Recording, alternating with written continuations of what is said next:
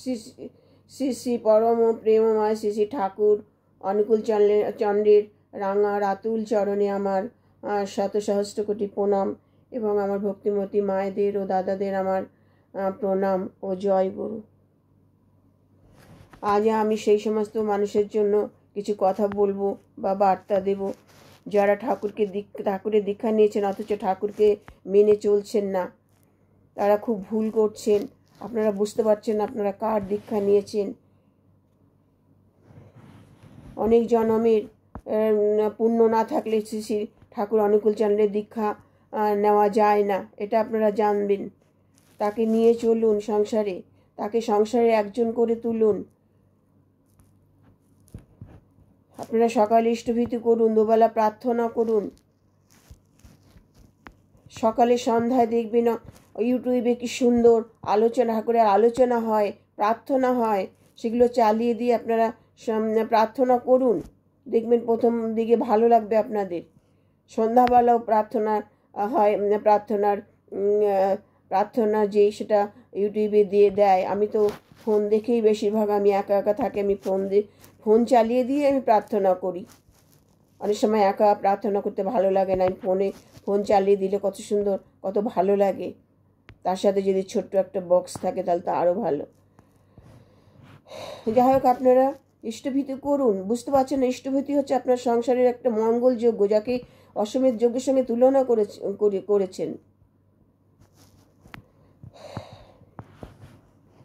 আমরা সকালবেলা ঠাকুরের পায়ে একটা টাকা আমি অর্পণ করি, এটা আমাদের একটা সংসারের মঙ্গল কামনা করি আমরা।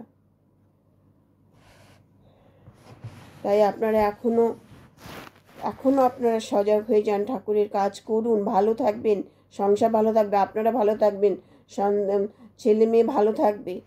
তাকে অনুসরণ করে চলুন। দেখছেন না বর্তমান যুগে প্রতিদিন কত ঘটনা খবর আসছে, কত ঘটনা ঘটছে, কত মারাত্মক ঘটনা ঘটছে। এগুলো থেকে বাঁচার একমাত্র উপায় ঠাকুরকে নিয়ে চলা, ঠাকুরের ইষ্টভীতি করা, ধর্ম পথে চলা, আধ্যাত্মিক পথে চলা, তাকে নিয়ে চলা।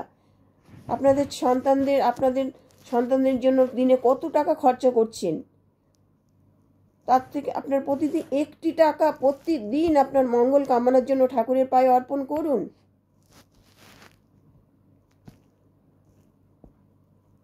এটা একটা ইষ্টভীতি করে যে আমি ভালো থাকি, আমার সংসার ভালো থাকে, আমার সন্তানরা ভালো থাকে, তাহলে কেন করব না বলুন তো? কিসের একটি টাকা কি আমরা তার পায়ে অর্পণ করতে পারি না?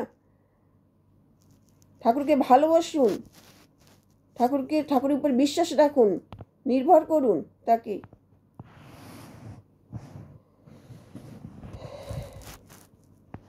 ঠাকুর বলেছে যে ঠাকুরের হয়ে উঠতে হবে। কখন আপনি ঠাকুরের হয়ে উঠতে পারেন? যখন আপনার কথাবার্তা, আচার ব্যবহার, চাল চলন চরিত্র দেখে মানুষ আপনার মধ্যে ঠাকুরকে উপলব্ধি করতে পারবে যে ইনি তো অনুকূল ঠাকুরের মানুষ। আপনাকে দেখে, আপনার আচরণ দেখে, আপনার কথা বলা দেখে তখন বুঝতে পারবেন যে আপনি ঠাকুরের হয়ে উঠেছেন। ঠাকুর আমাকে কি করছে, আপনি ঠাকুরের জন্য কতটুকু করছেন সেটা আপনি আগে নিজেকে জিজ্ঞাসা করুন। পশুরাজ সিংহ, সেও কিন্তু বসে থাকলে তার মুখে হরিণ কিংবা কোনো পশু কিন্তু এসে ঢুকবে না, তাকেও কিন্তু চেষ্টা করতে হবে খাবারের জন্য, তবে তার আহার জুটবে। তাহলে আপনি কতটুকু চেষ্টা করছেন সেটা আগে দেখুন। আপনি কি ঠিক করছেন তার কাজ? তার সবথেকে বড় কাজ হলো, ঠাকুর বলেছেন সবথেকে বড় কাজ যেটা আচার্যদেব চালু করেছেন, ডিপি ওয়ার্ক, মানুষের ঘরে ঘরে গিয়ে মানুষকে জাগরণ করতে। যারা ঈশ্বর থেকে বিচ্ছিন্ন আছেন, ঠাকুরকে থেকে বিচ্ছিন্ন, তাদেরকে যুক্ত করতে। তারা ঠিক মতো ঠাকুরকে পালন করছে কিনা, ঠাকুরের নিয়ম পালন করছে কিনা, সেসব দাঁড়ে দাদারা যাচ্ছে। আবার দীক্ষা ব্যবস্থা করছে তাদের জন্য, যারা দীক্ষা নেননি তাদের।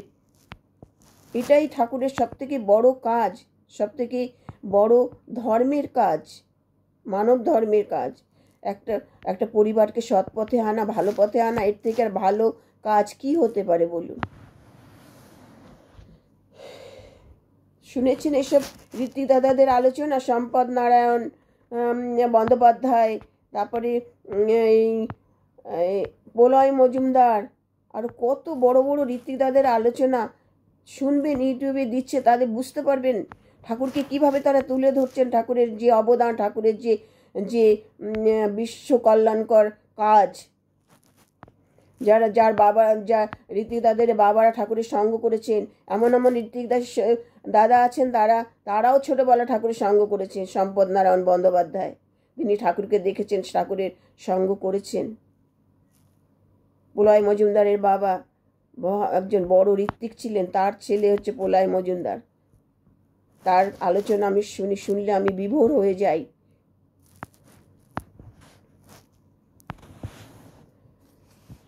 ঠাকুরের কাছে কত জ্ঞানী গুণী দার্শনিক, বৈজ্ঞানিক, সাহিত্যিক, শিক্ষাবিদ, গণ্যমান্য ব্যক্তি তার চরণে এসে বসেছেন। এটা ঋত্বিক দাদাদের মুখে শোনা।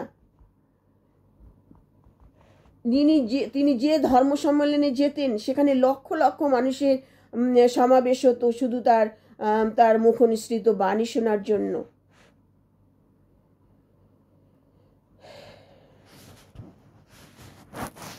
সম্পদ নারায়ণ বন্দ্যোপাধ্যায় বলছেন যে একটা সাধারণ মানুষ কিভাবে একটা মহামানবে পরিণত হয় আমি নিজে চোখে দেখেছি।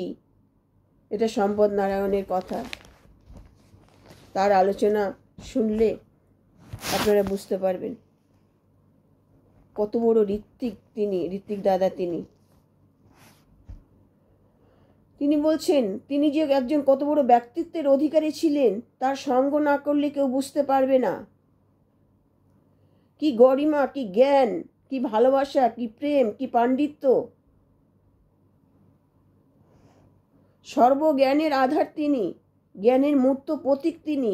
তার দীক্ষা না নিলে কেউ অনুভব করতে পারবে না।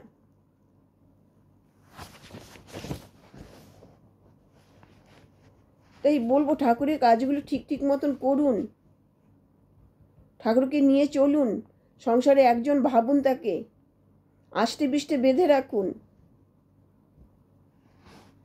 তাকে সাথে করে নিয়ে চললে, তার চলনে চললে জীবনের সব সমস্যার সমাধান হয়।